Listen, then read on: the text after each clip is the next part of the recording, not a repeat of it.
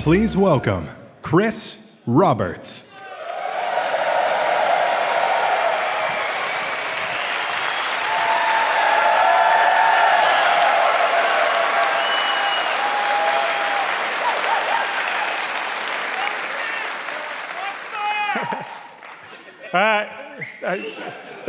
That's actually kind of a hard video to follow, but we're going to try our best.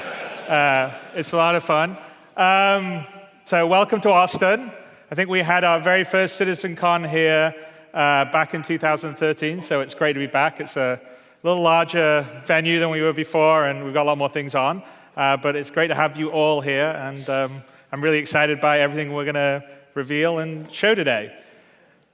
So, for you guys, we decided we're going to do something very different this CitizenCon than what we've done in the past, because normally what we do is we show some technology we're working on that in the future you guys are going to get to enjoy, or we prototype some gameplay that's going to come in a year or two's time, like we did with in 2017 with Gamescom and CitizenCon.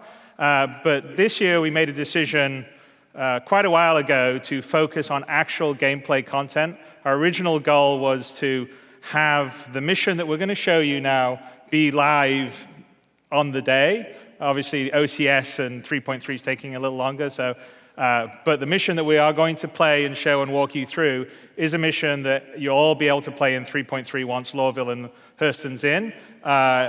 All the stuff's in there, warts and all. It's not faked, it's actually proper gameplay, it's not scripted. This is a mission that can happen in various different locations and have different parts. And I think it's really cool because it's going to be content you guys are going to be enjoying in the very near future.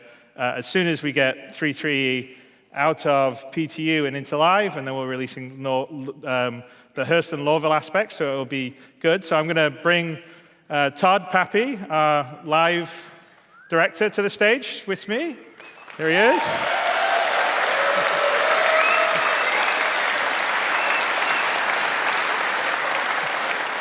And also we have Glenn. Where's Glenn? Who you may remember from some of our research. And you'll notice he's wearing cowboy boots, just to give, as an Englishman in Texas, he's wearing some cowboy boots. I did tell him that he's put him on the wrong side of his jeans, but anyway. He's got boot up. But anyway, so do you want to just say something about what we're going to do here in the like it's one of our missions? It is one of our missions.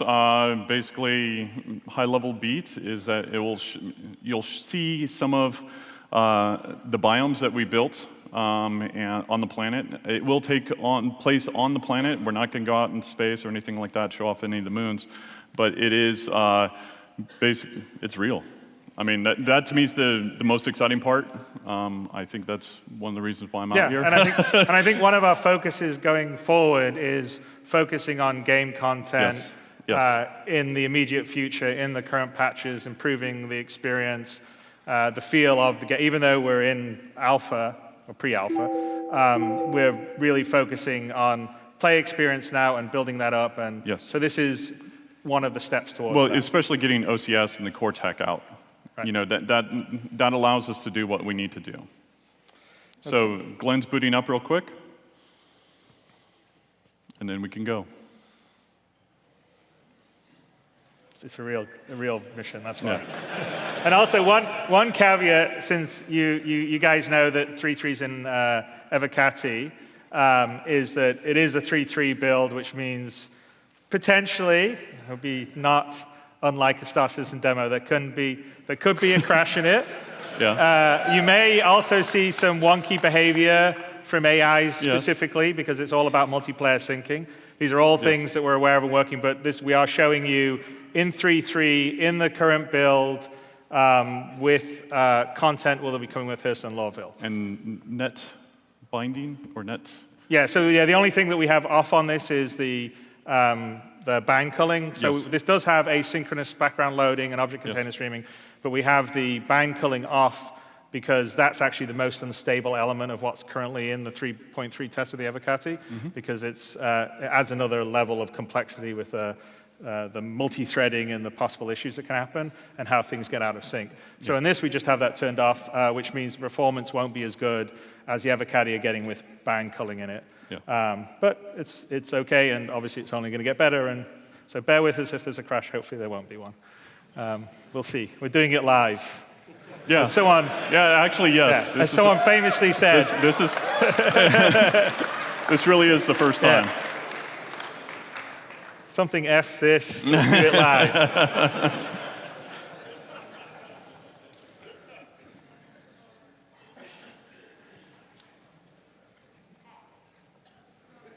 All right. Almost there.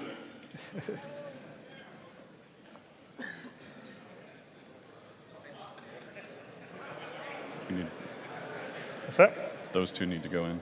OK, yeah. All right. Because we're doing this as a multiplayer, so some friends can join us.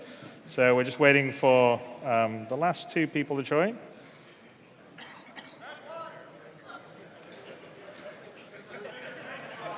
Yeah. Yeah.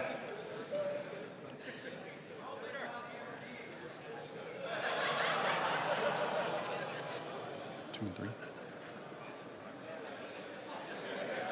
2 and 3. Are we good? What's happening with Scott and Glenn?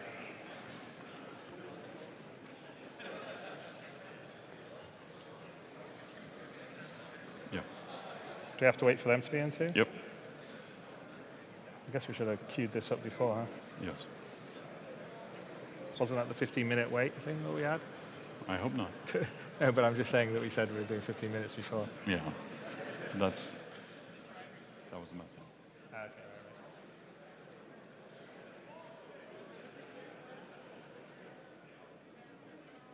I think they're waiting for just. Okay.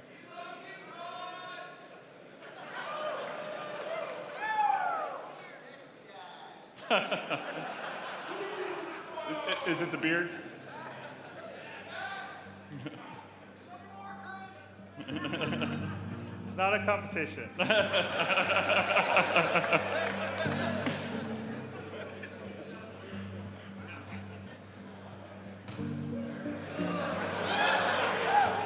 What?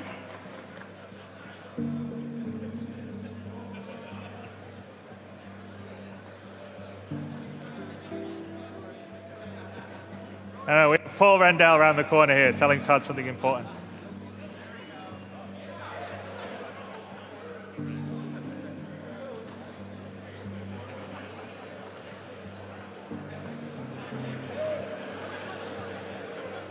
All right.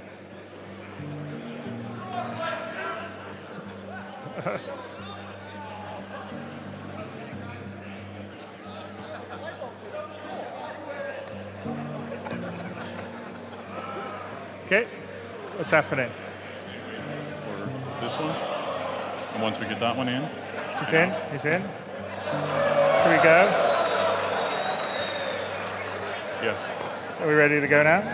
Yep. We're good, right? Okay, can we switch to player one, please? There we are.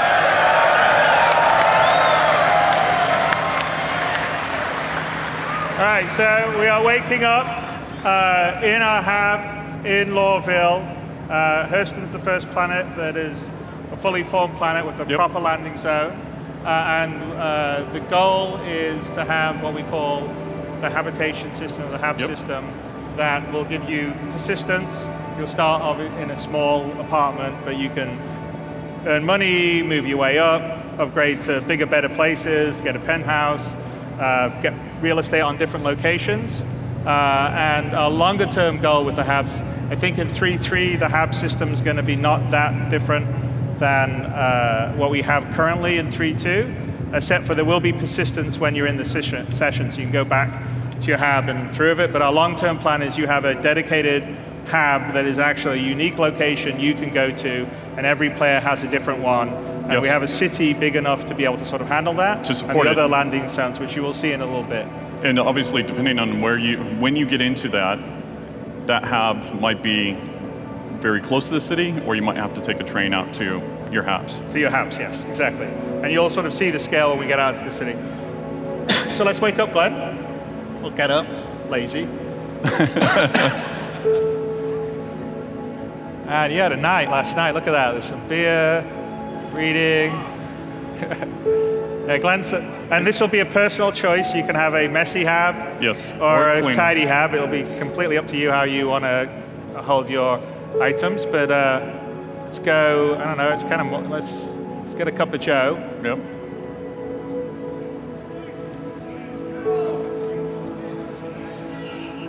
So this is actually going to be showing off our.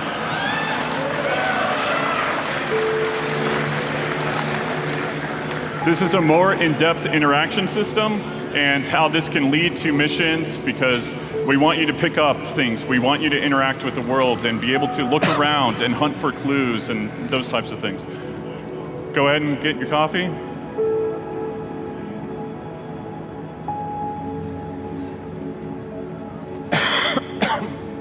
Right, so yeah, we have a cup of coffee. We have the interaction system where we can Inspect it. look at all items. So you'll be able to, so in 3.3 you'll be able to look at your weapons, look at objects you pick up, and the long-term goal is pretty much most items in the world will be interactable. You can take them, you can move them, they're persistent, you can store them in your spaceship, you can store them in your hab. And we're also not in 3.3, but we're going to be expanding the player status system. We already have the stamina that happens, and you need oxygen. But we're not going to go full core like survival or hard sim, but you are going to occasionally need to drink some liquids or eat some food. Or breathe. Or breathe. And it's really just resource management, not any different than you would have resource management for your ship that needs fuel and power and stuff like that. So we'll have our little cup of Joe in the morning, wake us up. There we go. And so some of the things we have in the hab here are also to play with early in 3.3, but we'll actually have more gameplay and meaning. But here's an example of placing and putting stuff around. So you'll be so it's not just like the old system in the hangars where you had to put it on certain spots. Yep. You can place items anywhere you want, pick them up from crouching. So there's a lot more interactive ability and tactileness. The other thing, longer term, short term in 3.3, it won't be so important, but we are going to move to what we call a physical inventory system, which means that you have to be able to carry the things you've got. There won't be any sort of magic inventory where you can just go to your Moby Glass and pull out 5 different armor sets and 100 different weapons. So it'll be what you can carry on your person, or if you've got a bag or a backpack, or what you can put on your spaceship, or what you can store on your hab. Or will be all things that would sort of constrain your equipment that you can have and use, and that would also be a reason as you play the game, you earn more money, you can buy bigger places, bigger spaces, more ships, more places to store it. But again, managing your equipment, it's meaningful choices. It's like a resource to manage. Yeah, it's basically, we just want the players to make meaningful choices. I'm going to take this armor set and do this. I'm going to take this ship and do this. If you can pull it from anywhere, you're not making those hard choices. Okay, so let's head out into the common area of the hab. We're on, I believe, hab L19. L19 residences. Right, yeah. So on the AI side, we'll see more of it we go on, but it's the early days of the AI going about their lives. There's a lot more that's going to come in. We have this usable system, I think we've talked about in the past, that longer term is what allows the AI to do everything from playing an arcade game to sweeping the floor to having a drink. Well, even allowing the player to do the same thing. Yeah, and the player, you can use the same systems and animations. And so we want to build a living, breathing city or locations, because the thing is, in a multiplayer game, if you just rely on the players for the population, the problem is everyone's running around trying to do a mission or earn money, and they're sprinting left and right. So the AI is very important to give locations a sense of life, which is what we're going to be aiming for here. You're going to see more of it. We're going to go down to the base of L19, and when we look back at it, you'll sort of see it's a tall, sort of upside down bracket. Like here's the admin office in the bit of L19, so again, that's where you could drop off or have things delivered. You can sort of see how tall it is up on it, and let's head out. I think this area holds 100 habs. Yeah, so each building holds 100 habs. Yeah. So as more players come online and they would start in Lorville, we would actually have more of these buildings that would be populated. Yeah. So here we are, we're out here. This is looking out at the vista onto Lorville. See a fair amount of security. And we have the spaceport across the way. Yeah, Tessa Spaceport is the main spaceport of Lorville that's coming. And can't see if we ship, but there should be ships coming and going as well as players. So we have ships that are actually coming out of quantum travel in orbit and coming down, landing on the pad or taking off. But I didn't see any one of them. But that's because it's also systemic, so it doesn't always happen on cue because it's not scripted. And here we're just we'll carry on because we're going to show you a little bit of Lorville. And this area is sort of the kind of, the L19 worker area of it, right? And I mean, this is about selling the security building and the oppression of Hurston towards its workers. So Hurston's a corporate planet, and the Hurston Corporation owns and runs it. So as you see a fair amount of security around, they're maybe, I wouldn't say the nicest employer. They want everyone to do their job and not complain, even if they don't get paid a lot and the air quality is really bad. You'll see a fair amount of Hurston security around. They will, stop and do checks on other NPCs, tell you to move on and hurry up. And here we are coming out onto, I think, the main plaza of this particular area. I think we call it Lisez, right? Yep. Yeah, exactly. So we'll go into the bar. Yeah, and bar. I've talked about bars long term being locations you would go to get some gossip, find out what's happening, maybe have some slightly shadier missions that you can accept versus the sort of more clean scrubbed ones that you would get on, say, the job boards. I love that poster. Yeah, the hammerhead.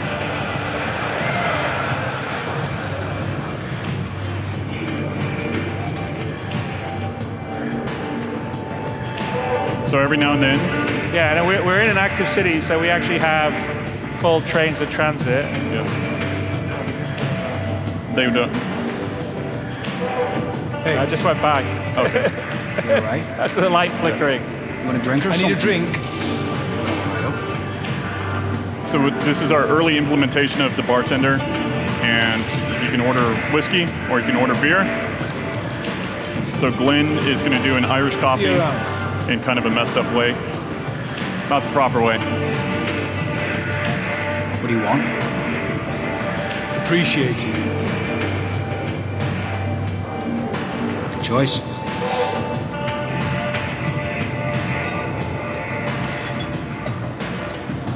As I said, this is the 3-3 builders. Yep.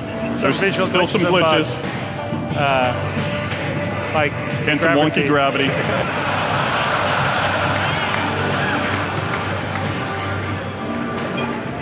It's fine once we get it. Yeah. It doesn't reset the gravity vector until you actually pick it up.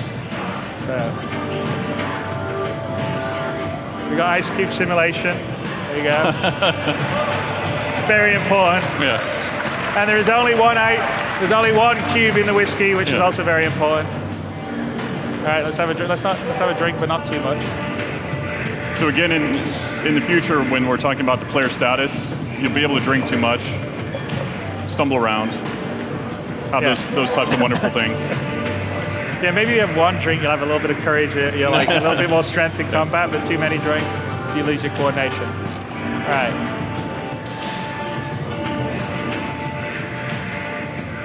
Hey.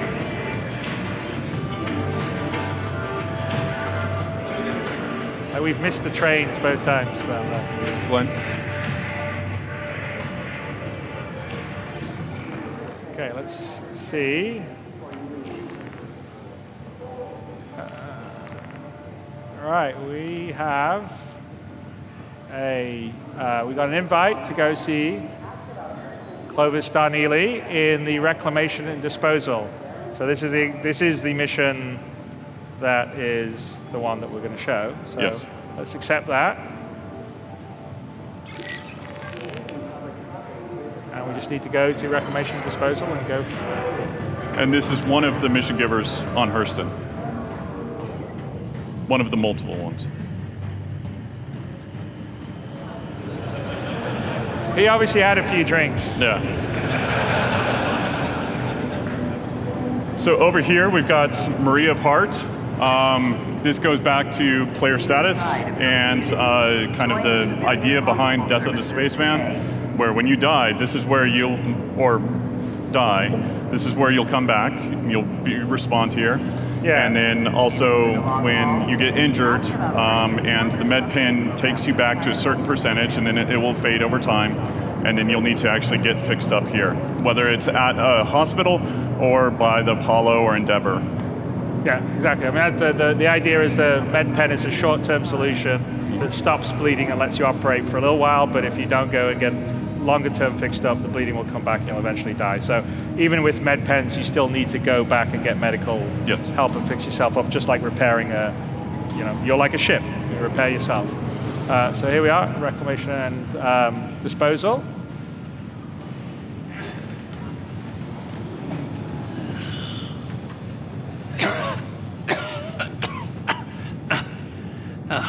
Apologies. The air is especially dreadful today.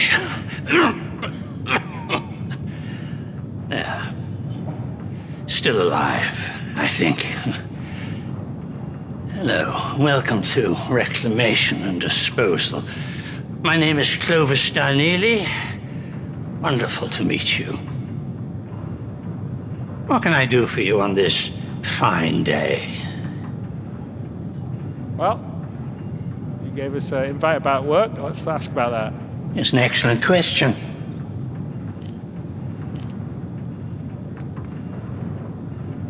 If you're not particularly concerned with shades of morality, I may have a lead on some, well, let's just call it questionable materials in need of forceful collection. The devil's in the details, I believe. Read them well.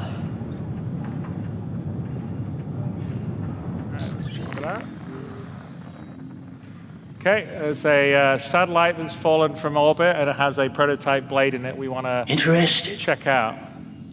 Yeah, let's do it. Wonderful. Best of luck. Okay, let's head out to the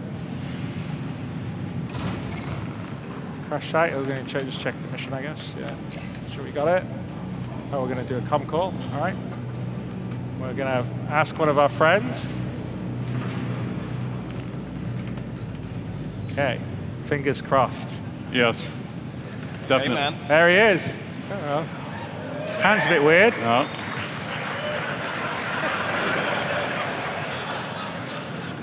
How's it going? Just chilling here in Larville, waiting for us to check out one of their new ships. Nice, man. Hey, look, I just got this mission. Apparently I need to go out to some location for some potential salvage. Wonder if you want to...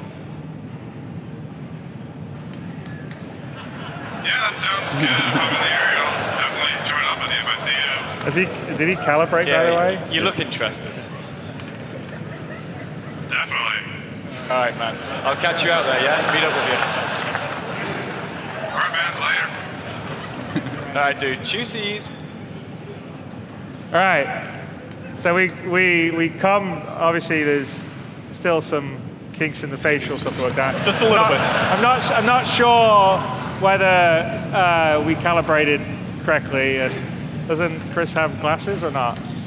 Chris does have glasses. Yeah, so, but that is an example of comm calls in RTT with the face over IP, not the best example of the quality that you can get out of it. But we have face over IP that's working right now in the 3.3 OCS branch that the Evercadia. They can actually play it too. And they could, yeah, and you'll also be able to go and check it out in the LAN room, the Drake LAN room. Okay, so that's L19. That is, that's the HABs that we were at in the security building. behind the security building. And then where's the worker trade stuff? We're going to head to Tammany & Sons, which is a shop, and we're going to buy some armor. We're going to buy a multi-tool as well, because we'll need that for the mission. So straight ahead, that is to the business district that we'll be working towards for 3-4.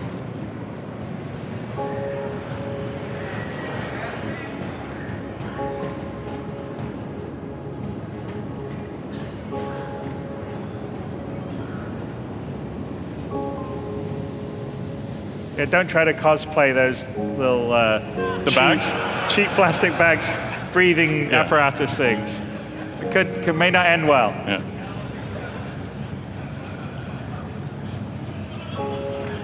All right, so this is the actual new flight suit that's coming with 3.3. It's the RSI Odyssey. It's very cool.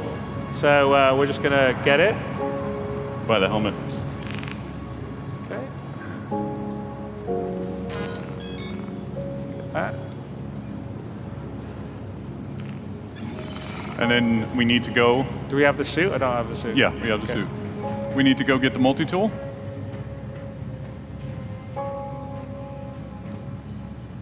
So think of the multi-tool like your personal utility item that will have different attachments that you can actually use, whether that be cutting or welding or salvaging. Hopefully mining, I can talk them into mining. Yeah, like small scale mining. Yes, very small scale mining. All right. At least put the undersuit on. There we go. You sure we got the thing? It says undersuit empty. Oh. Yeah, okay then. Hey, you only did buy the helmet, by the way, just to let you know. Did it not let you be able to buy the RSI suit? No, I don't think it gave him the right items. It needs to refresh them.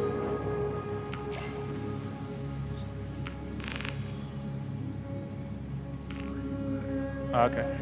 Yeah. All right. Write that up as a bug. Yes.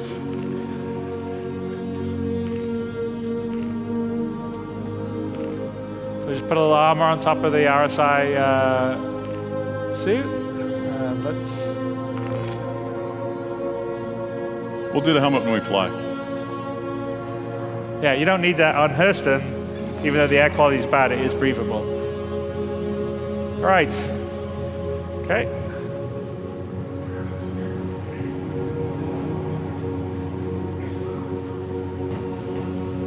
So we're going to make our way to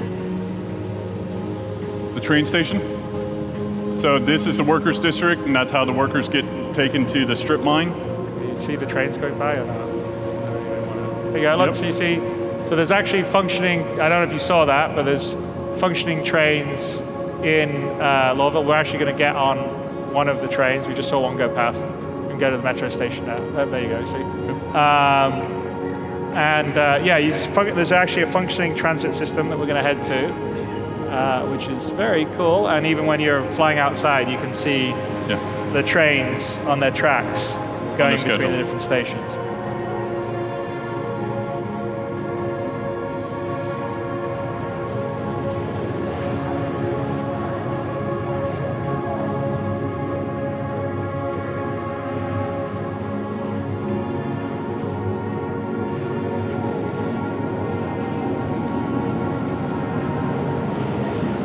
We have the admin office that we just passed. That's the residencies, and then we've got the security building right here.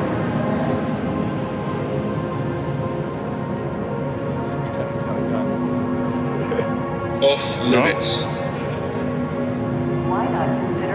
So we watch it, we stare, we hang out too long, they tell us to move along. Again, there's still some kinks everyone's working out on that side of stuff. Let's go to the Metro Center to get to the spaceport.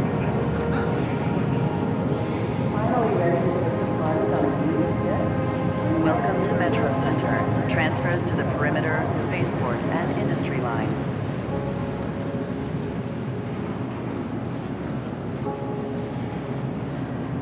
Welcome to Metro Center. So here we can either go to the perimeter line, which will take us to the outskirts, or we can take the spaceport line, which is going to take us into TISA spaceport. So that's where we need to go to get our ship. To Metro Center. Transfers to the perimeter spaceport. There's 6 different gates that the player can enter into the city, and plus the spaceport. So it gives you just kind of the idea of the scale of the city. And all these trains run on a schedule. So actually, if we take a look, we can see above, train arriving in 103 seconds. What about the other track? Look at the other track. Train arriving in, 26, okay. Well, train's departing. Train's departing in 26 seconds. So it just came in. So we missed it coming in. All right. But yeah, basically the trains come and go. Do not block doors. If you actually walk out and go and take the other train. Glenn, do you want to do that? Or just watch it go? One thing that you will notice is that the transitions between 5, 4, heliports, or between elevators, as well as or attempting to this is basically like a fancy transport. Off it goes. Let's go to the other so train. You won't fall out.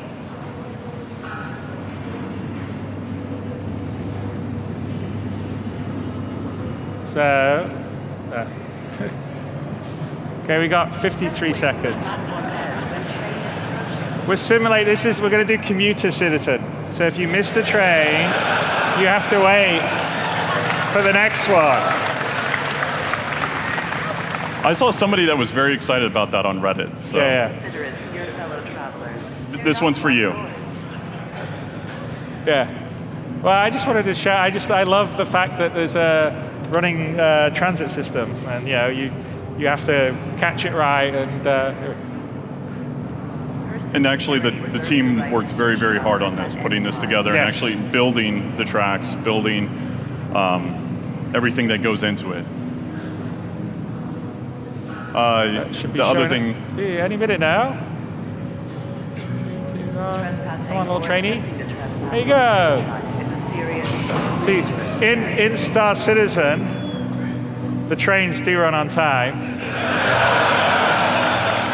This one started... We may crash. Yeah. We may do some other stuff, but our trains definitely run on time. So the AI in the future will be able to transition between the spaceport and L19. Right now they don't, so it will be a... Yeah, you'd have a train, people getting on, getting off, sitting down in the seats, just like you would get a normal commuter train. So the usable system, the new usable systems only just come online, and it's one of the reasons why you're not seeing that many of the actions that are going. But this is all physically real. We are traveling in Lawville, and you can see out. You look back, you see the tracks, right? And that's the Hurston Dynamics building, which is 4 kilometers high. Lawville itself is about 24 kilometers in sort of diameter, the main area of it, which is about equivalent to Austin, actually. So Lawville's about Austin size in real world scale. So that's, I think not many games sort of do things at the level of scale that we're doing. So here we are coming into TISA Spaceport. And longer term on the transit system, we're going to have line switching, a lot more options that will be much more like a real, kind of metro system or track. Because right now, they sort of run point to point B, but we're going to have them have actual multiple stops that you're going off, multiple hab stops. Anyway, it's fun. So there you are. And whatever the train simulator out there, we're doing a little bit of that too. Train tracks is a serious and dangerous offense.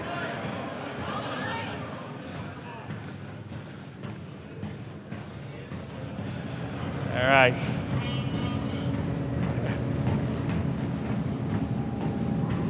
There we go. I'm going to head to the spaceport, which would be the Make sure you place. have selected all property when clearing customs.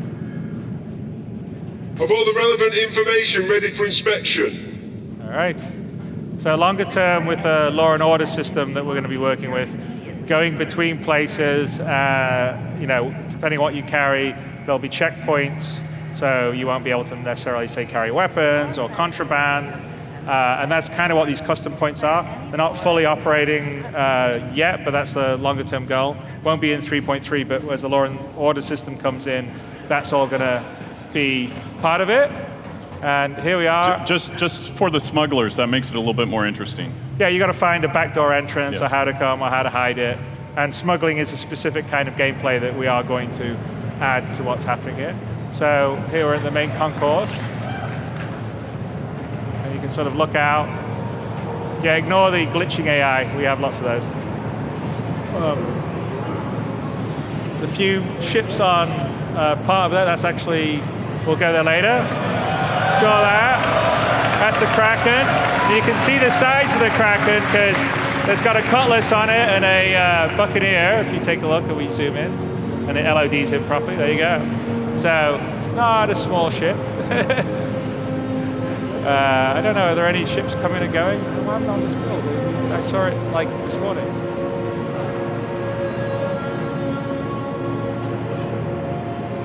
Did we disable the ships coming and going? I don't know what happened.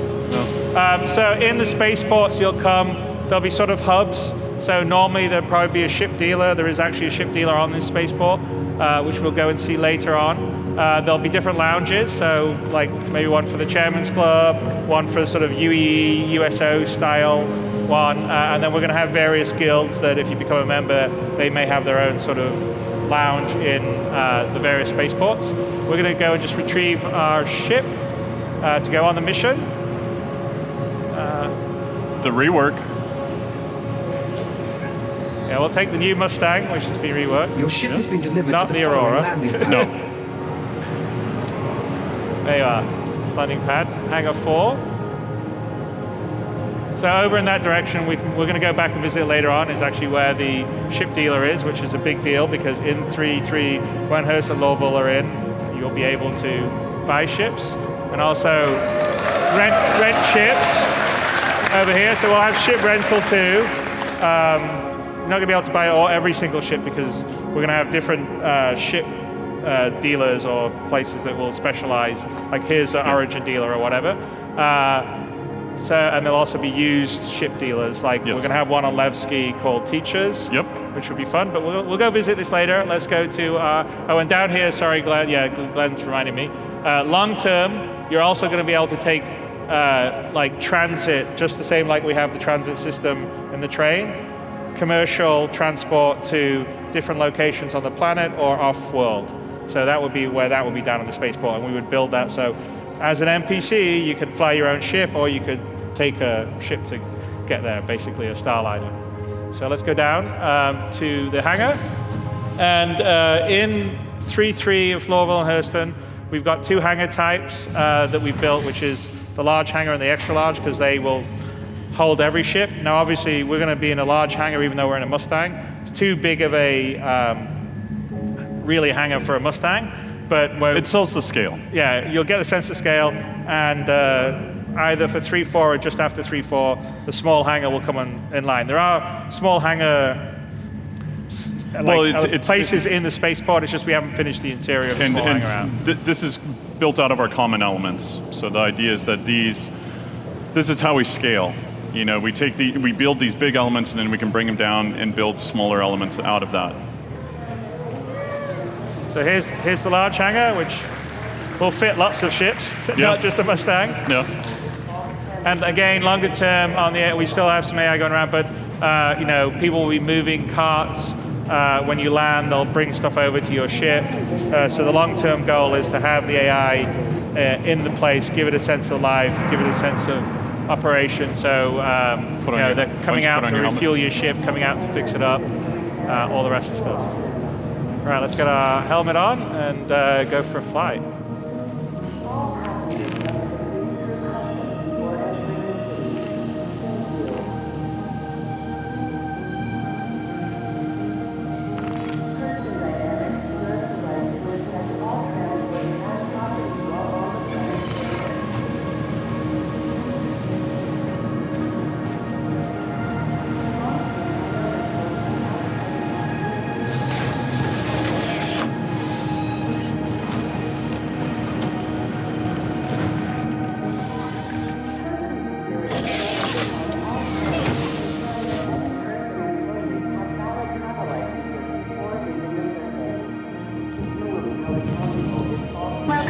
Your journey begins now.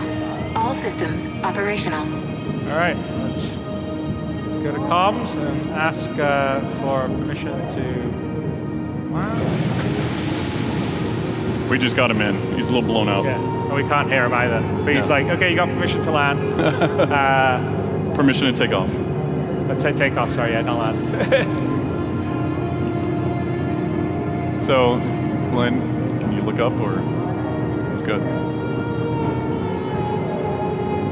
All the way up? There you go, our hangar doors are opening. And again, the hangars all here, it's all physically correct, so the hangar is the location, you'd see it outside. When you're playing it, you'll see other players coming and going, landing in the hangars. So let's take off. Launch complete.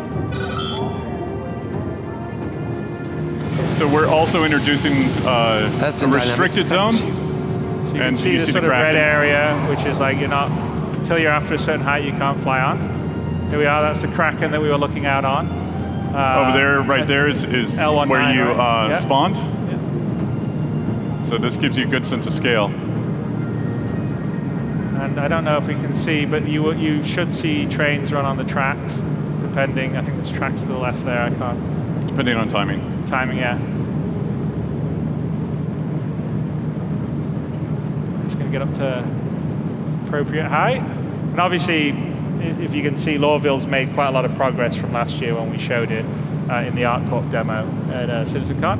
So we spent a fair amount of time building it out and also building it in a way that will be performant for a city of this sort of scale. I think Ian increased the size of the building quite a lot too. Yeah, but you get a sense of just how big the main Hurston building is. And the goal is in 3.4 or just after it, this opens up as a whole separate area that you take a train to go visit in.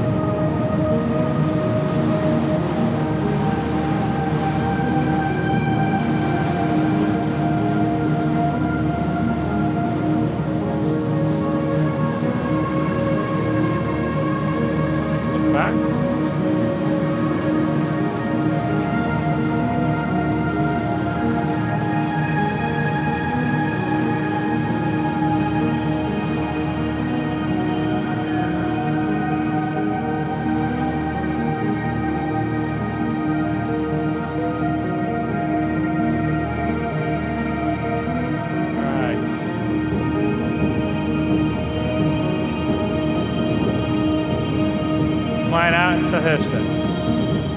So I think we've got a mission marker, don't we, I think? In first person you do. Yeah. So Hurston's actually built out of 6 biomes.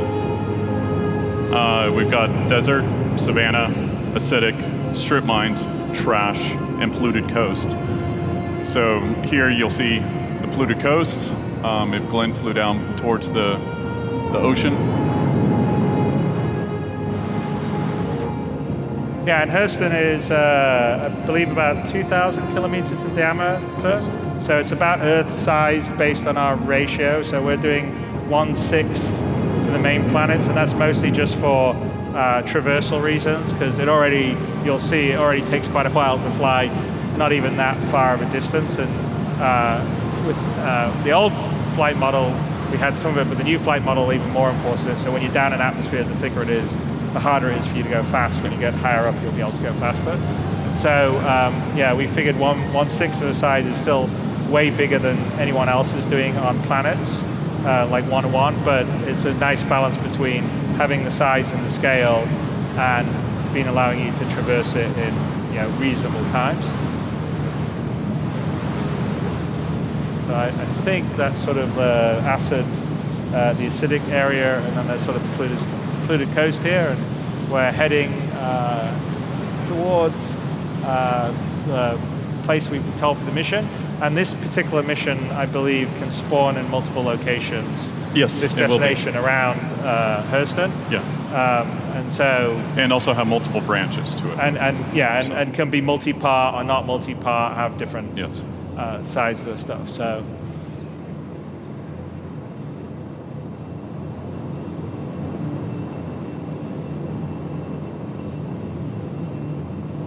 And I'm expecting all you guys, once you get hold of Hurston, there'll be lots of pretty screenshots and cool community video that is better than we manage to do normally, so that's pretty awesome.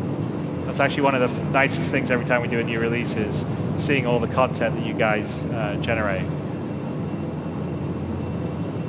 I want to see a 25 on 25 fight. Yeah. Here.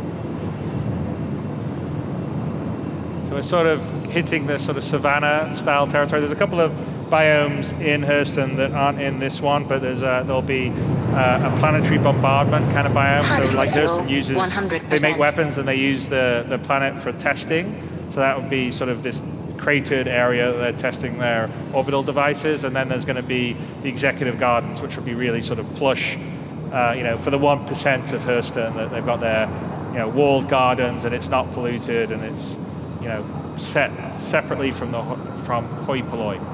Not the hoi polloi, I always get correct on that because hoi is the, but anyway. Right, so let's head towards our destination.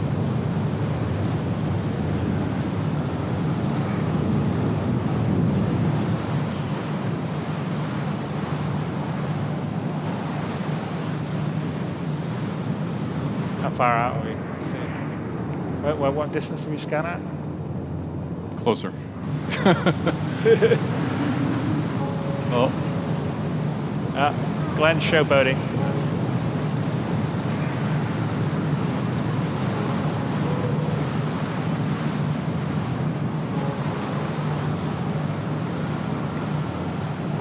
And we have in the new flight model, which I believe is going to be a talk right after this. Actually, it may be. No, maybe is it the one? Is it after this or one session after this? I think it's one session. So the new one has a lot more accurate on the atmospheric modeling. It's modeling drag and lift correctly, and so the different sizes of atmosphere. It won't be in 3.3, but our goal is to get the new model into 3.4. But it's gonna change a lot of things. Probably take some getting used to, but there's definitely a different feeling performance down on planets than there is up in space, which is really good.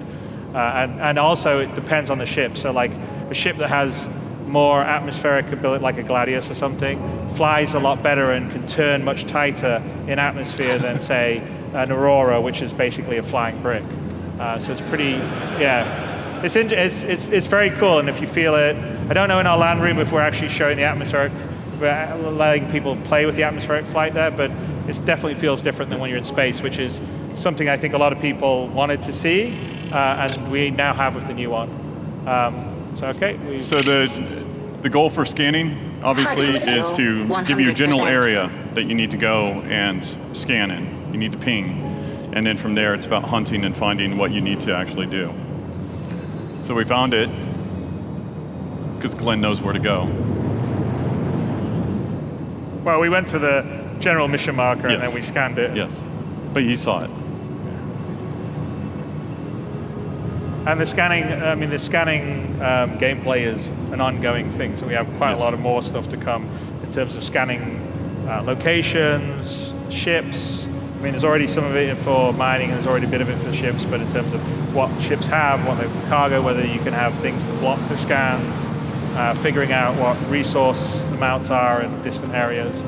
And that's what we would consider kind of short-range, mid-range scanning. Long-range scanning would be a different aspect, and that is more about exploration. Okay, so here's the down satellite that we're just sort of going over the top, and we probably should find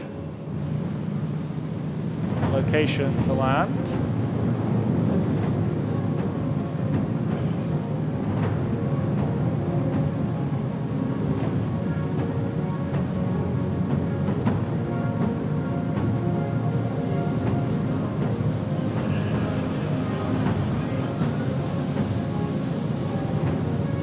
Okay, a little. All right.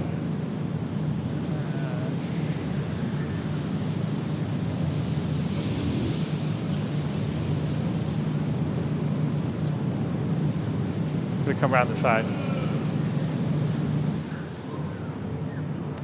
All right. We are down on the ground. Let's go check this thing. Turn it off.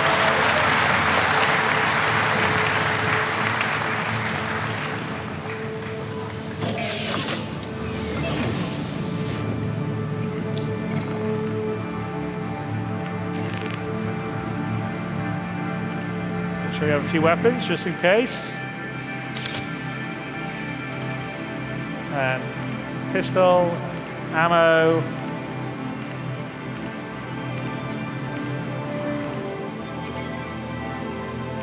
Right. I will not. Okay, let's do it.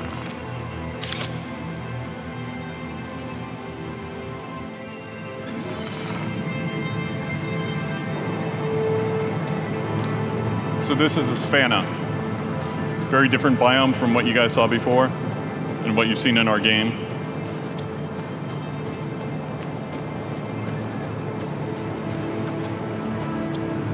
Yeah, and this is early days on this. We've still got a lot more stuff to do on our planet tech. Obviously, longer term, we're going to have fauna, animals, creatures. Yep. So there'll be natural wildlife depending on the place. There's going to be weather systems, so dynamic weather, rain, snow, all the rest of it.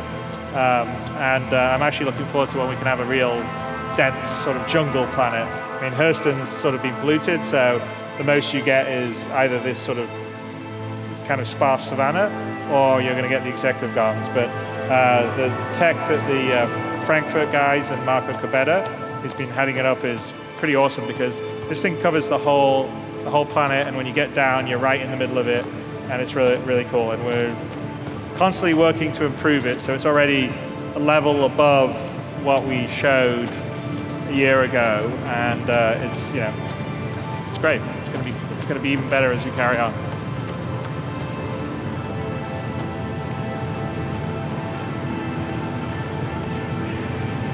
So, and here we go. In the current game, the fire doesn't damage you, but longer term, the fire will damage you. It'll be part of the player status system. We're going to measure the temperature and the heat. So over a certain amount, you start to get damaged.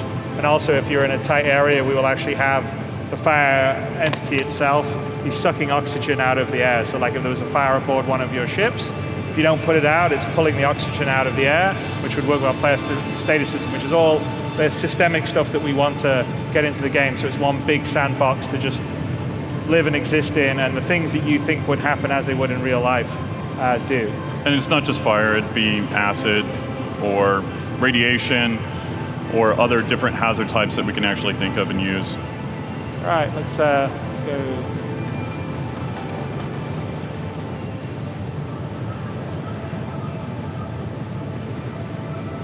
Top.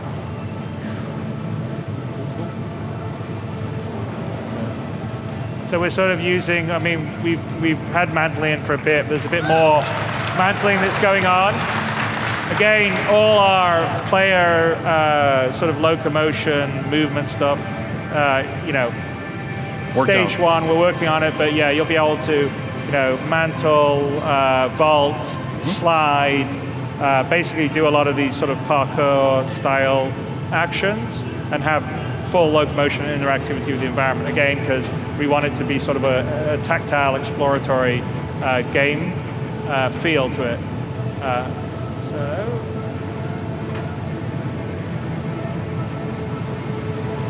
What's happened with is it me or is there's something blown out on the lights? Effects, yeah.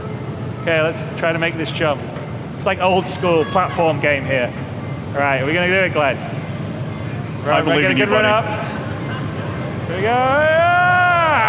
Oh! Glenn! All right. Okay, back up again. Like I said, it's like an old school platform game.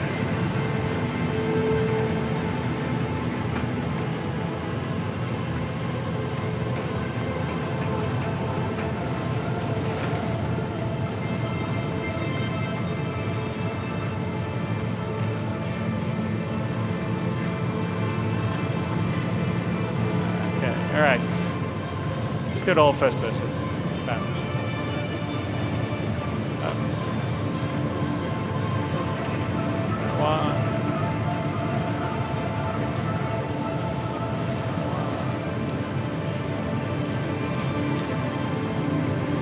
we're actually ducked and crouched in there, I think. Yeah, So we're actually crouching. ducked as we're going under it. First person, you can't. Okay. And we mantle up the last thing. All right, back here. Try it again.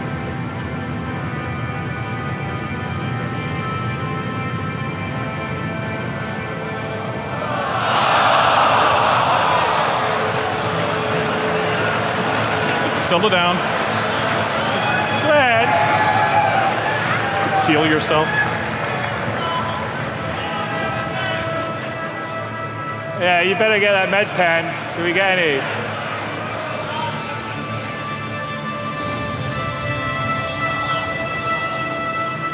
Did you die?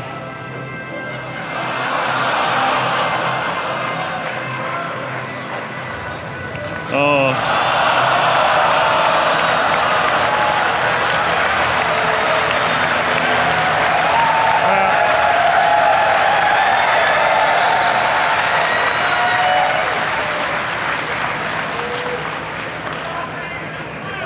Can you do go to? Yeah. What's that? You go to? Yeah, okay. All right, we're going to cheat. We're going to use a developer go-to so we don't have to have you guys go through the whole thing. Yeah, we are going to teleport. Okay, we did say it was real gameplay and live. There you go. So, I think next time you fall, you should probably med pen before you take the next jump.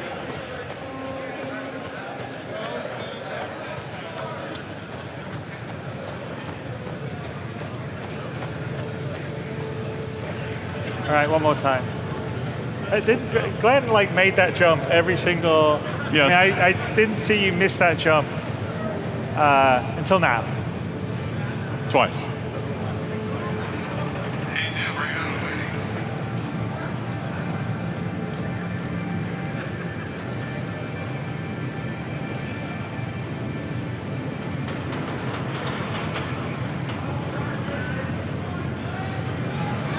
waiting. You got it.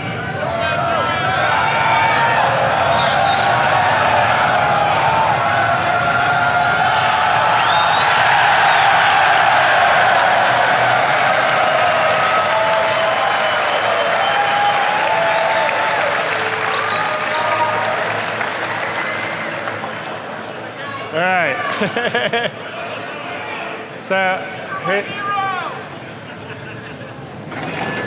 So again, you're looking for a prototype blade.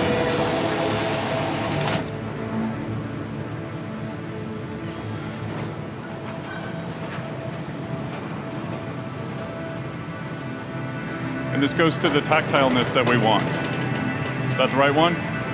So it's Nope. TDC 470. No, Nope. we needed a TDC prototype XX. All right. So we can just drop that. Exactly. Check this one out.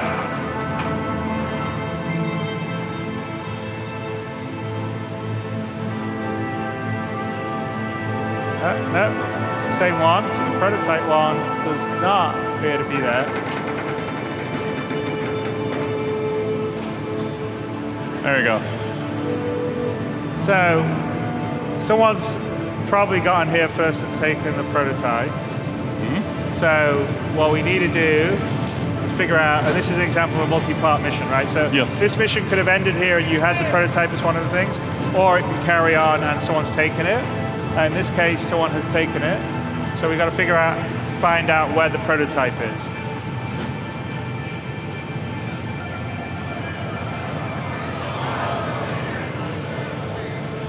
Yeah. We don't have impaling just yet. I don't think I have the physics question. So if we go in here, and this is an example of, like another thing you could do or a puzzle is the satellite shut down, but if we maybe get our multi-tool out and perhaps cut away those restraints there. Get rid of that. Cut those. Falls off. And there'll be things in the game that will let you read what you can use the pour on. Reset it, and hopefully it will allow us to track where the prototype is. Okay, we we started Satellite's internal system, and there's a prototype somewhere, so let's go find it.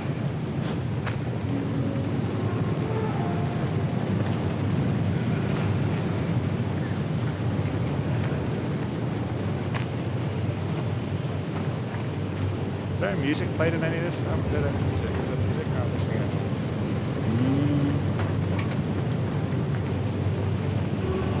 I think it's mostly ambient.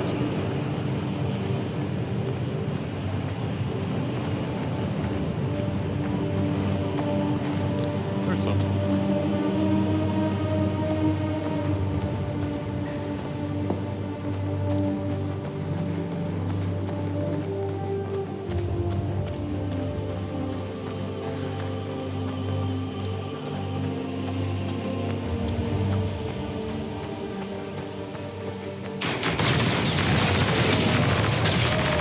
Oh, hang on.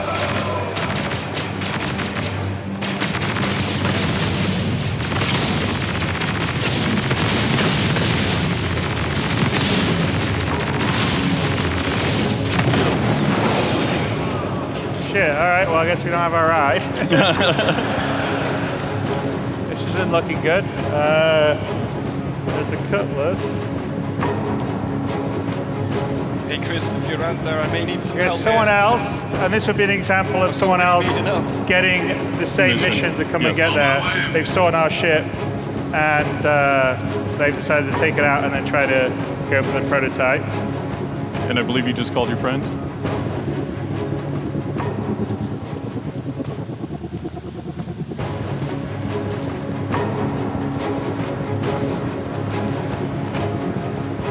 Are we doing the reveal or not? It's happening on the camera.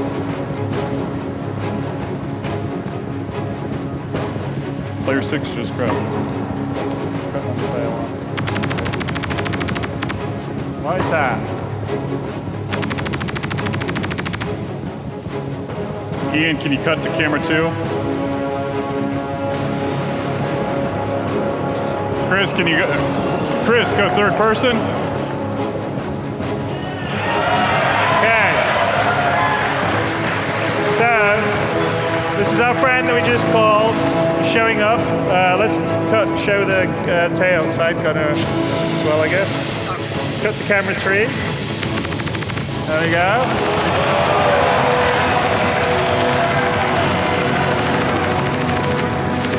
So this is the Anvil Valkyrie, and it is the first Camera 2. straight to flyable ship that we've done. So it's a Anvil drop ship, and it's going to feature also in Squadron 42, and this will launch with 3.3.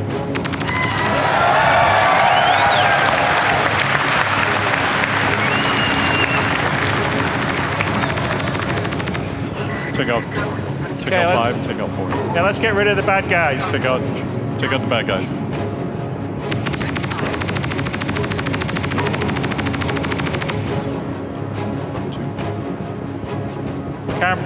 Camera 1, Glenn, where are you? Let's see where you're going. Where are the bad guys? Okay. Glenn is DCing. There we go. That's a sync issue. Oh, we lost the... He's out, right? I can see him on camera 2. Yeah. Okay, there we go. Done. We're still having some sync issues in the multiplayer. All right, I think we killed all the bad guys. Yes, we have. All right, let's bring it down.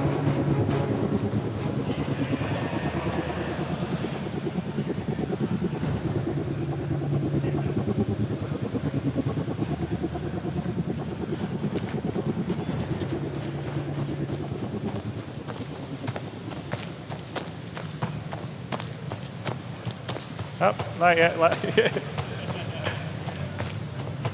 Oh, yeah, it's a big rock. Let's avoid that one. There we go.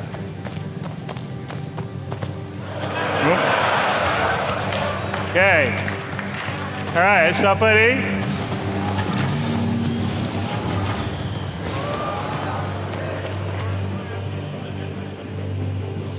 All All right, thank you very much, hey? Should we do a little talkie? It's going. You guys got the VoIP on or not?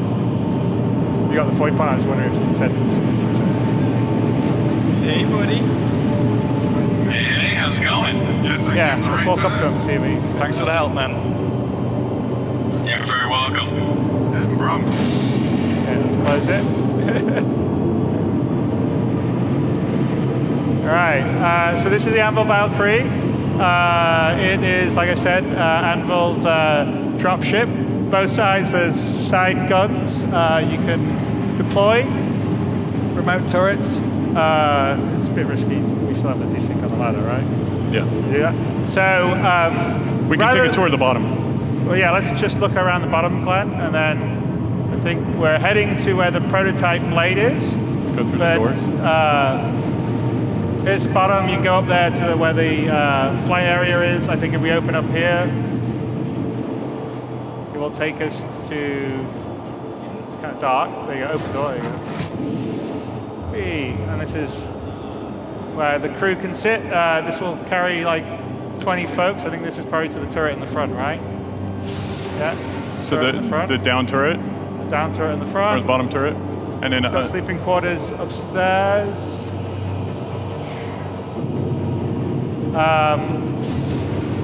But if we go back, we've got, rather than us make a mess of the specs, Anvil have a little video that they kindly provided for us to tell us about the Anvil Valkyrie. So let's let Anvil help us out. Ask any soldier. They'll tell you that battles aren't won or lost based on weapons or numbers or even hardware.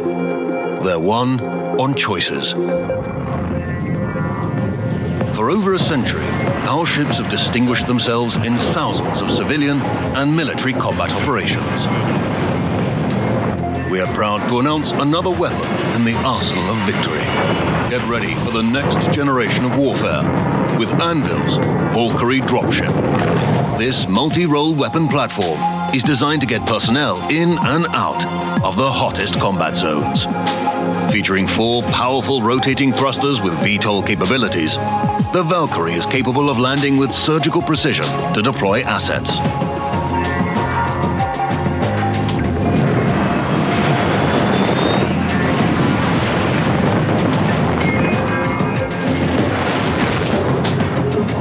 Fitted with a vehicle bay and ramp, you can also efficiently launch ground-based troop transports or reconnaissance vehicles in the field.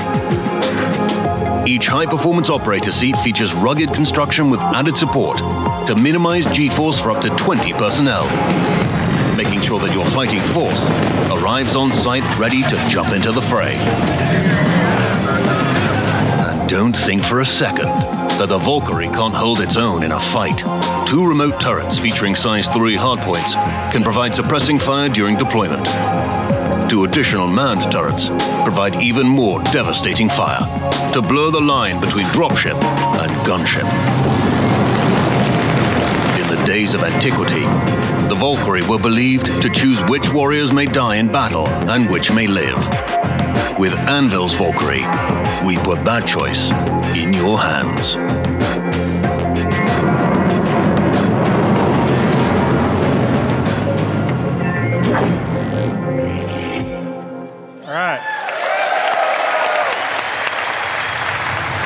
Okay, let's. How are we doing in terms of getting to the location we need to get to? Player 2's flying there right now. Right. Yeah, I can't. It's,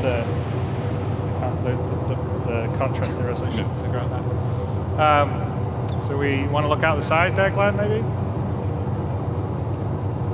Well, you can see the remote gunner from player 6 as well. Okay, sure. There we go. So yeah, let's switch to player 6.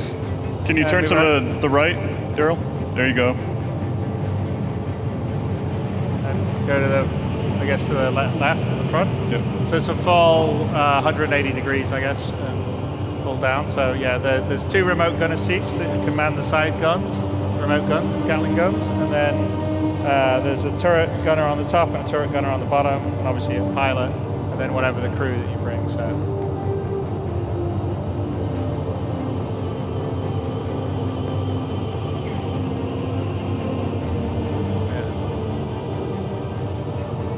Someone wants to shoot it? Why not? Distance.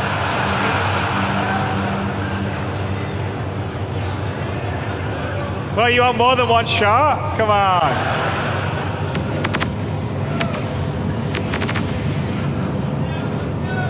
Hey, bullets cost money. You have to restock your ammo, man. Well, you never know when you may need it, you know what I'm saying?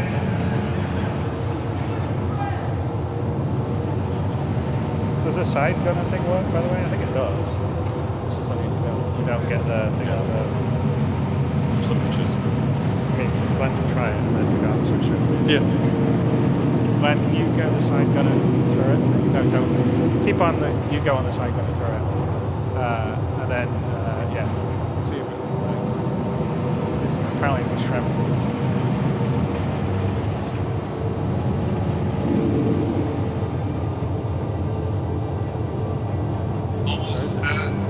We're almost there. We're almost there. Okay. All right. So we're heading to where the prototype thing is. And hang on. No, camera 6. Back to camera 6, please. So. There's some pretty hardcore AA here.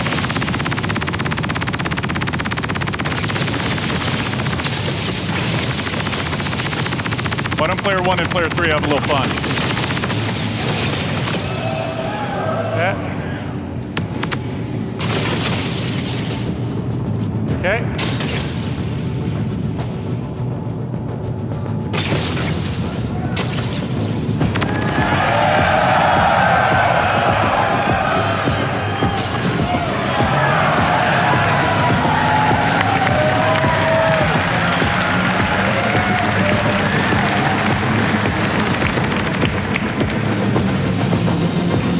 This is I guess, the military, the version of the temporal cyclone, which is also going live with 3.3. Yes. So we have this, the racing version. I think the missile version. Do we? I can't remember what that's like. I think all versions of them are going. All right. We got rid of. I think we got rid of all of them. All the AA. All right. Yeah. So. Oh. We did improve the rocks. You don't run over every single one of them now. Yeah, that's one of the AA turrets. That's another AA turret we took out. And again, this will be another optional continuation of the mission. So another type of missions that we have in 3.3 on Lawville or Hurston, actually more Hurston, is underground facilities. So this is the very first example of underground systems. So we're going to have underground facilities, caves, other kind of things. And this particular one, this happens to be a kind of, I don't know, waste storage. I think it was used for refining. Refining, right? Well, we'll go check it out. So let's go down. You guys are too good a shot. You left nothing for us. What's that? What do you say? Too good a shot. Oh, yeah. All right, well, let's go in, down to the facility.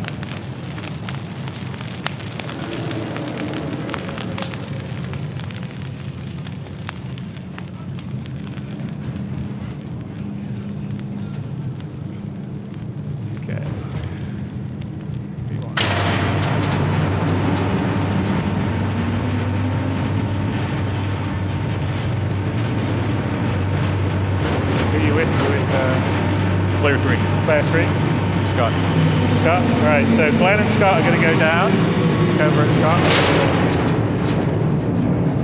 We're going to go to team in to try and get the prototype.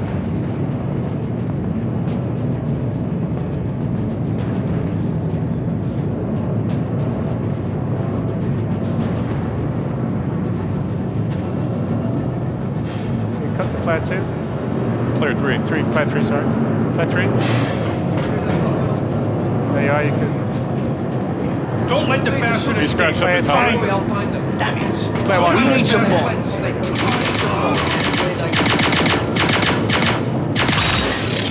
Okay, so here's the other part of the mission is FPS AI mission. So this is cooperative gameplay against FPS AI. Currently, I think in 3.3 you have missions that spawn at Korea, and then we're going to have missions that are spawning around Kirsten, like this underground one. So this is our first pass on it. You guys have been working very hard on getting all the behaviors working properly, hit reactions.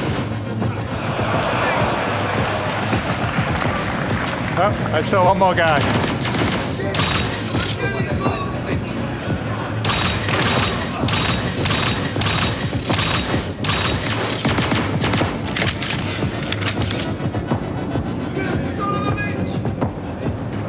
Oh.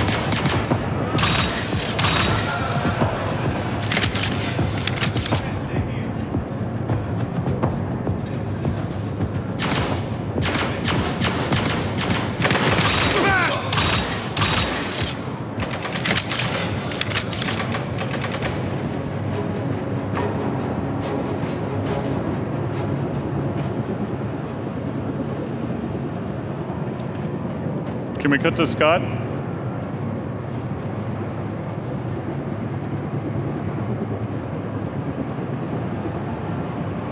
I shoot, man. You too. And again, diegetic, VoIP and VoIP will be there. So when you're there, you can talk to when you've got people in your team, you'll be able to talk to them. So, and it'll all be automatic based on who you make friends and everything. So in this particular case, you wouldn't need to be linked up in Discord or TeamSpeak or anything. As long as you're in the team, you're all there. It'll be like operating in a real world fire group. So I think here is where the TDC is.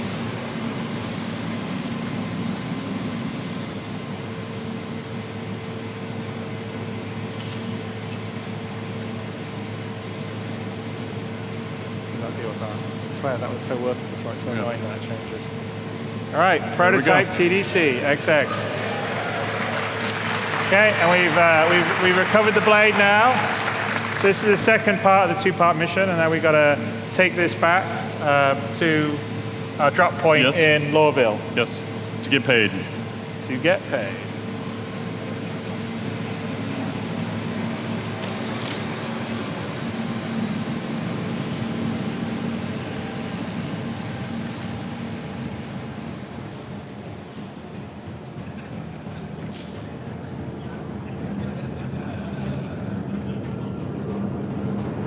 So now the question is, did you get everybody? Nope.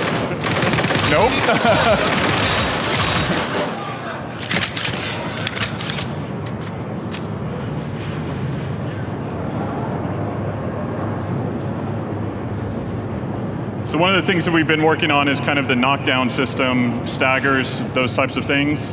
We need to do some internal play tests a little bit more, but ideally we roll that out soon.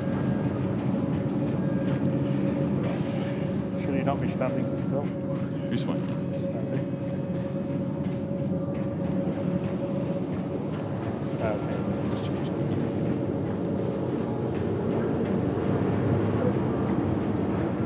I thought it gets kicked after a while.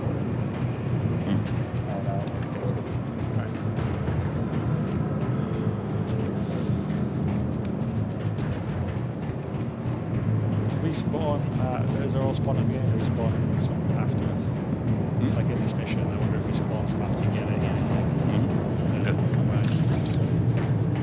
Chris is giving me notes for me to fix on the mission. Just saying, wouldn't it be cool if a few other people stopped out of popped out on your way back up? We will add reinforcements.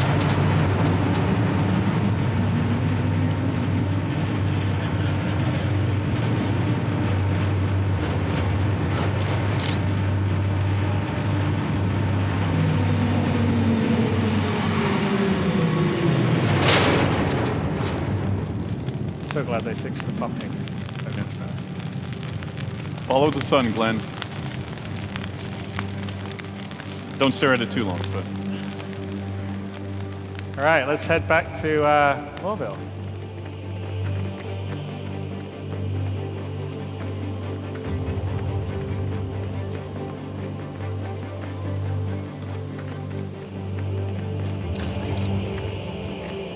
Is this a special color? Oh yes, so we would say that the Valkyrie that's been flown here is a special CitizenCon edition. That's if you get the Valkyrie during CitizenCon or within this week, I think you get to have this color as opposed to the standard. We have a digital gray camo, and those are 2 options. There's a military version, but that's just responsible. Take it off. Roger that. All right. So we're going to head back to gate 2 and basically show you guys a little bit. Hey, Chris, can you gain some altitude and let's get there?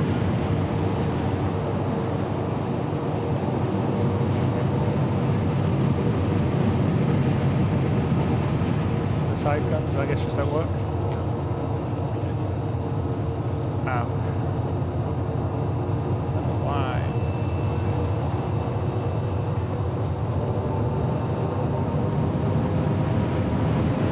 Stereo view. You're allowed to do that? It has to be on the siege. I don't know if those are roads. I'll ask Ian. No, there are. In these, there's built-in. Those are the. That's the strip mining biome. They've got the roads that they did the strip mining in. Okay. But there is a road system that is in for the procedural planet setup that we aren't using just yet. It just sort of came online, so we're going to start to carve roads. The same system will be used for rivers and other things down the road. Smile, Scott.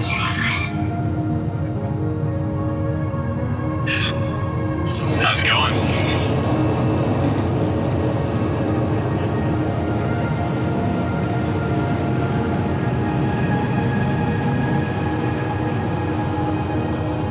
Gonna be right on the drop off here in about 3 guys. Can we do a shot of player 6? Player 6, please.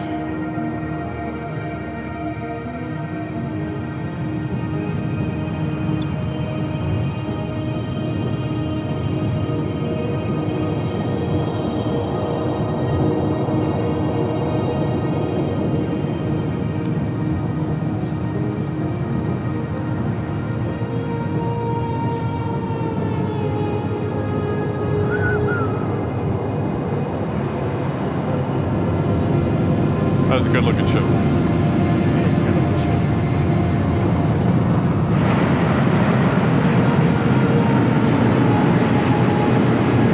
So as we get closer to the city, this is a no-fly zone. And this is our early implementation of no-fly zones. Eventually we will have paths that you will need to stick on. You will need to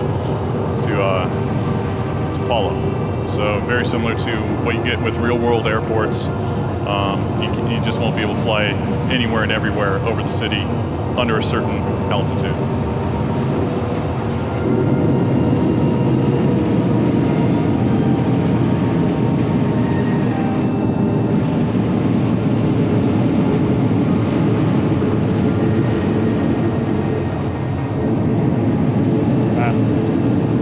Flat low.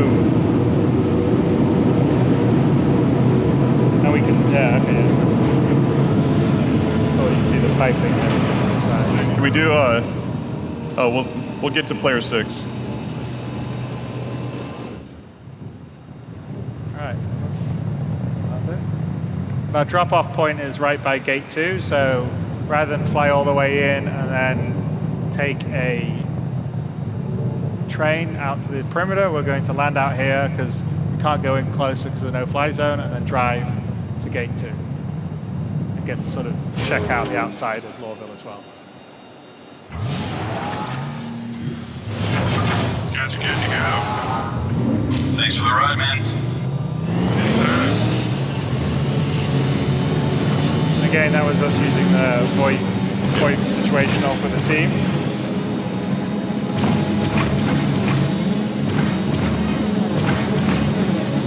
Cut to player 3.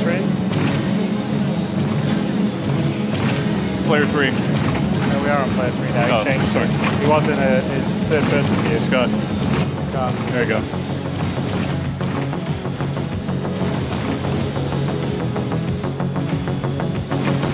back to player one.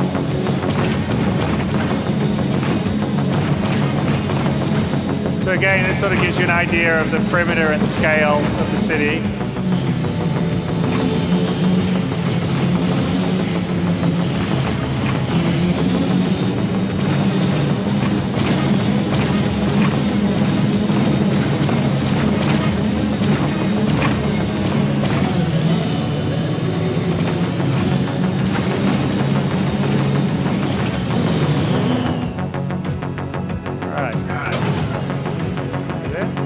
Yep.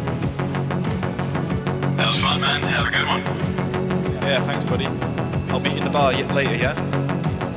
Meet you there.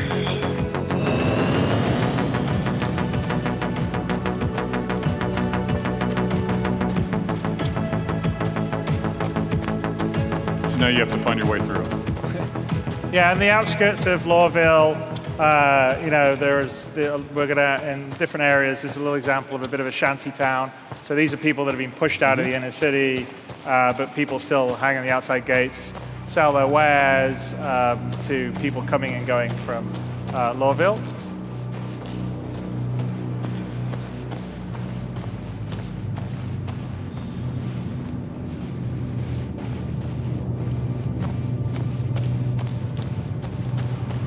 Yeah, you can appreciate the size and the scale of Lawville. So we're now down on the foot. You can sort of look up, if you look up, Glenn.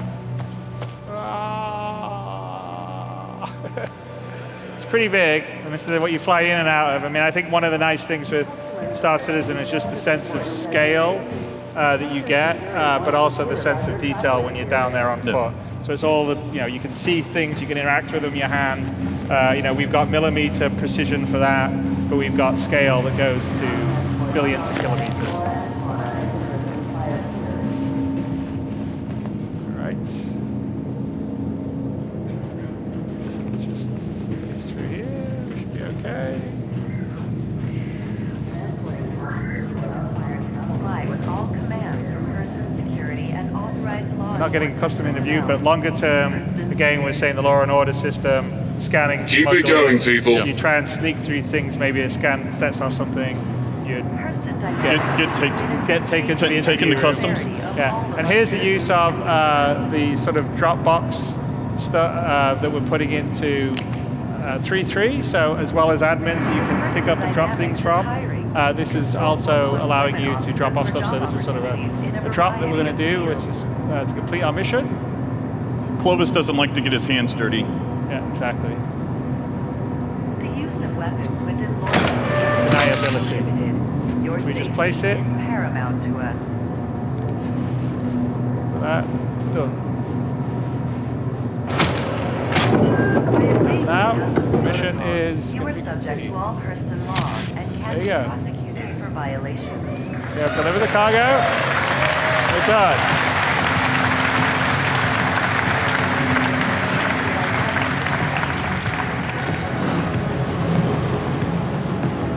So now we're going to catch the metro. Hopefully, the metro line from the perimeter doesn't run as frequently as they want. No. Anybody from Europe will understand that. So let's get up there and see what's happening. I think we got a little bit of a wait. Person security reserves the right to search travel. The train, run, run, run, run, run, run, run! Get in it! 7! Oh, yes!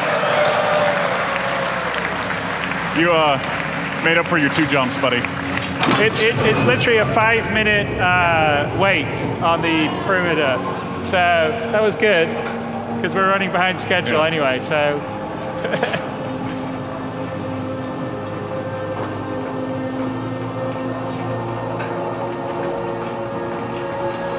So a lot of painstaking work went into making this real.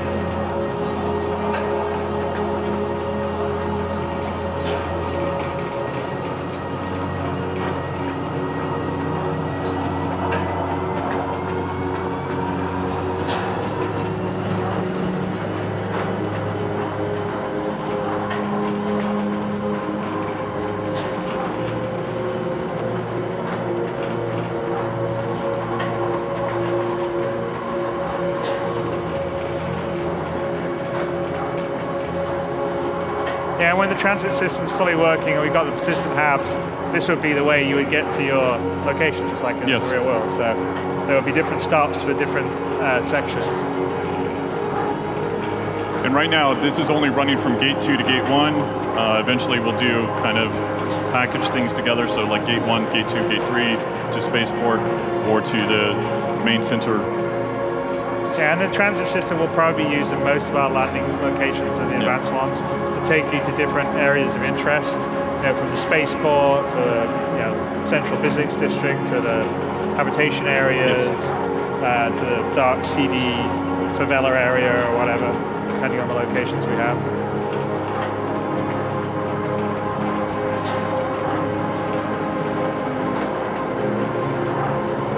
And I think this thing's moving at about 200 kilometers an hour, so about 120, 120 miles an hour. It's our space bullet train. Yes, it's moving. I mean, it's got to cover, 12 kilometers.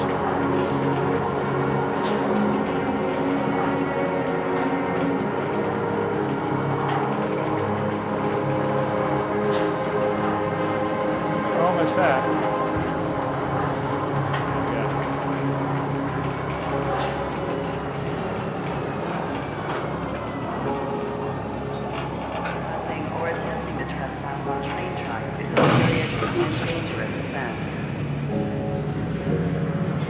Okay. All right. So now we're in the L19 area, aren't we? Yeah, we're in the L19. L19, so we're just going to hop the train. We're going to hop the train to the spaceport and check out the ship dealer. Welcome to Metro Center. Transfers to the perimeter, spaceport, and industry lines. Our friends on the perimeter there. As I said, commuter citizen. When train is approaching.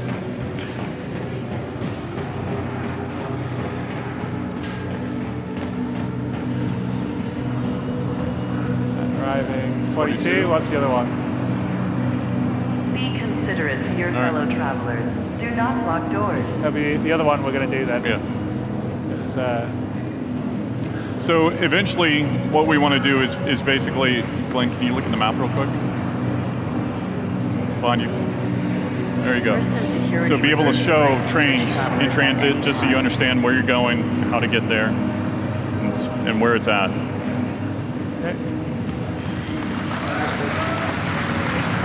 10, 9, 8, 7. Step away from the platform edge when train is approaching.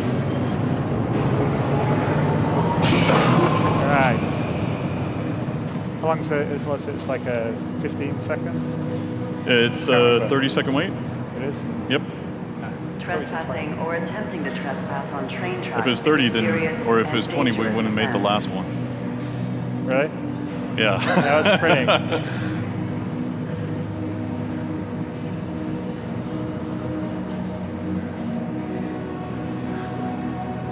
Person security reserves the right to search travelers at any time.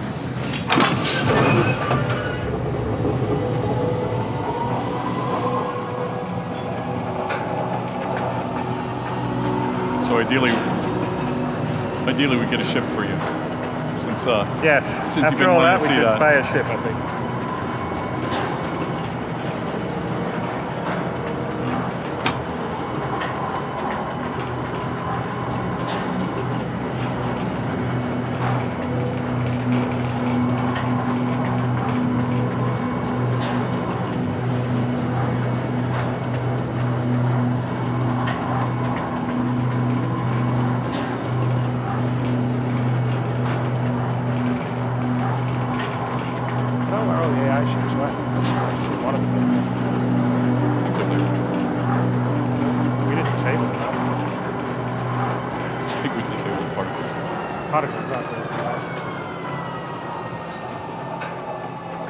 Trespassing or attempting to trespass on train tracks is a serious and dangerous offense.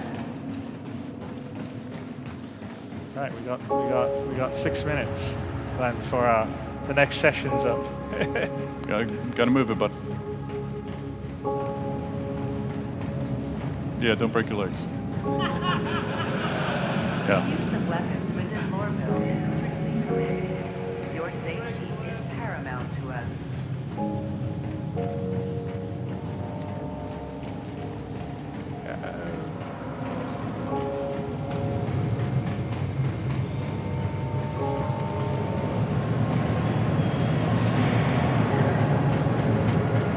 All right, let's head into New Deal. So in 3.3, once Hearst and Lorville in, you'll be able to rent ships and also buy ships. Renting ships obviously will be more economical in the short term because ships themselves... Well, it lets you try them out. Yeah, lets them try them out, and they also cost money, so it's an opportunity to rent something, to use it, figure it out. So here's the New Deal. A couple of, obviously, ships that are coming in 3.3. There's the Phoenix, sitting right there, the new Mustang. And of course, to the right is, it's just a pretty looking ship. Yeah, the Hammerhead. The big boy.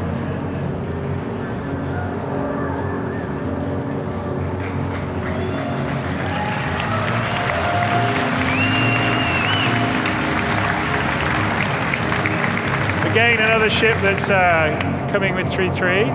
I think the Avocado just started to play with it and have fun. It's probably a bit out of our price range. Yeah, it's definitely out of our price range. We don't have that much money.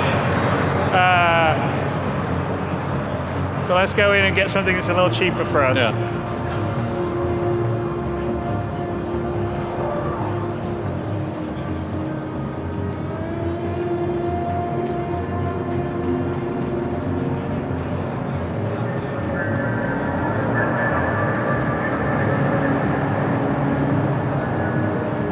I don't know how much. I think Mustang, maybe 100,000 or something.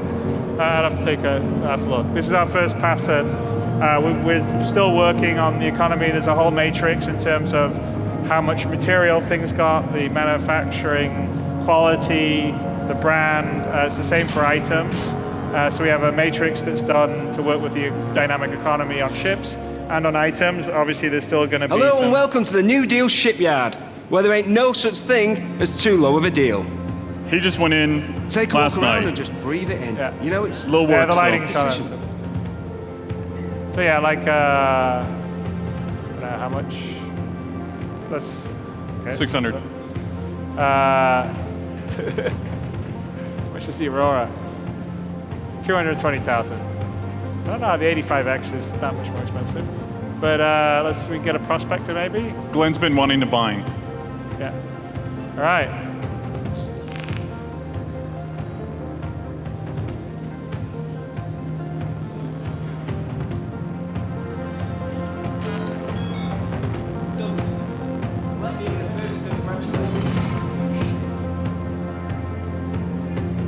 There we go. And we have a Prospector we can now fly. And there we go. That is the end of the mission demo. So we've done a mission in Lorville / Hurston that is going to be in 3.3 once that comes online. We've shown you the various parts of the gameplay, including the FPS aspect that you can do against the environment, multi-part missions, the various biomes of Hurston, the transit system, the enhanced interaction system, being able to buy or rent ships. We didn't show renting, but that's also be part of this. And they will all be stuff that will come with 3.3 that you guys will play once Hurston and Lorville will be on site. So thank you very much for seeing this. We've been working really hard. There's still a bunch more work to be done to get the glitches and bugs out, which you all got to experience a bit of. But we're really kind of excited by the beginnings and the possibilities of what it's going to provide. And I think the rest of the day, we've got a whole bunch of panels that are talking about various things that we've done, including how we built Hurston, some of the technology we've used, some of the other graphics technology we've been working on, the new flight model, which won't be in 3.3, but it'll be coming in 3.4 onwards, which we're also pretty excited by. So I would say go and visit the panels. The audio guys have got some really great presentations on their stuff. Character guys have got great stuff. Tony has a design session that he's going to sit in and expound on, so that will also be really interesting. So have a great day, and I'm going to see you at the end of it to sit down and recap it and have a little talk with you guys. So I will see you later. All right? Thank you.